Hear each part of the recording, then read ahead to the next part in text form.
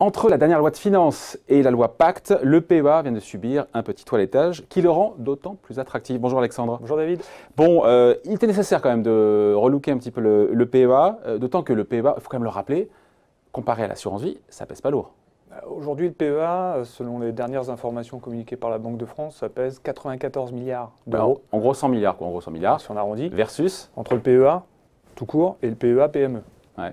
Donc versus 1700 milliards en assurance vie, on est léger effectivement. Bon, et donc l'objectif du gouvernement, évidemment, sans doute, c'était un petit peu de redynamiser tout ça, la collecte autour du PEA. Déjà, avant de parler de la loi Pacte, la dernière loi de finances avait permis de revoir la fiscalité sur les retraits, et dans le bon sens. Tout à fait, tout à fait. À noter quand même que c'était dans le bon sens. La loi de finances 2018, elle a mis en place la flat tax ou le prélèvement forfaitaire unique.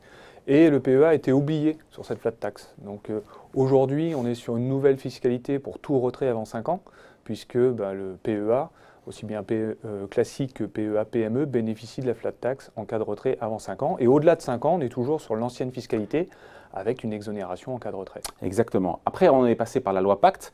On voit Bruno Le Maire à l'Assemblée nationale, voté mi-avril, qui a entraîné pour le coup des nouveautés, notamment, on commence par ça, c'est peut-être pas le plus important, mais quand même, sur les plafonds.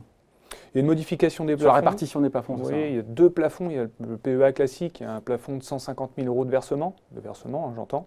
Et puis le PEA PME qui a lui un plafond de 75 000 euros. La loi Pacte revient un peu dessus en disant, voilà, globalement, vous avez une enveloppe globale pour le PEA de 225 000 euros entre le PEA PME et le PEA classique, soit 450 000 euros pour un couple dans un foyer fiscal. Et la répartition, on fait comme on veut entre le PEA et le PEA PME. Finalement, c'est ça la nouveauté. Hein. C'est ça, on mutualise les plafonds entre le PEA et le PEA PME. Bon, ce qui est le plus important pour le coup, c'est le retrait. Parce que c'est vrai que le retrait sur le PEA, avant 5 ans, avant 8 ans, c'était quand même pas exceptionnel, puisqu'on était soit bloqué, soit on ne pouvait plus reverser de l'argent. Et là, pour le coup, bonne nouvelle, on change les règles. Au-delà de la fiscalité qui s'améliore, effectivement, dans le cadre de la loi Pacte, on a une modification des règles de fonctionnement et de temporalité du PEA. Quand je suis avant 5 ans, tout retrait entraîne une clôture du PEA. Ouais. Et à partir de 5 ans, lorsque je fais un retrait, mon PEA subsiste, et je dirais même mieux, je peux réaliser à nouveau des versements. On est sur un nouveau produit en termes de fonctionnement, puisqu'on est sur un fonctionnement très souple, sur lequel je peux verser. Non, mais ça change tout. Retirer. Ça change tout, parce que pendant longtemps, ça a été un frein psychologique. Les gens se disaient, mais attendez, si je touche à mon argent derrière, je ne peux plus rien faire. Et je suis obligé de repartir sur un nouveau décompte fiscal. Ouais. Alors que là, aujourd'hui, je suis dans un outil qui s'apparente de plus en plus au compte-titre ou à l'assurance vie, sur lequel j'ai des modalités de fonctionnement en matière de retrait et de versement qui sont beaucoup plus souples, avec une fiscalité, on va dire, plus favorable que le compte-titre, puisque j'ai une exonération au-delà de 5 ans, et un tout petit peu plus favorable que l'assurance vie, puisqu'il y a une fiscalité qui est très douce, seulement à partir de 8 ans pour l'assurance vie. Ouais.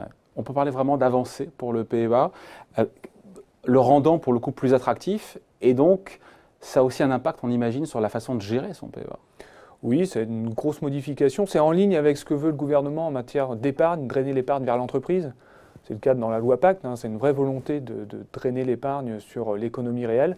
Eh bien, on est sur un alignement, on va dire, philosophique du PEA par rapport à la volonté du gouvernement que d'aller drainer de l'épargne grâce à des leviers fiscaux pour le contribuable. Voilà, un frein psychologique vient d'être levé sur le PEA, on s'en félicite. Merci Alexandre. Merci David.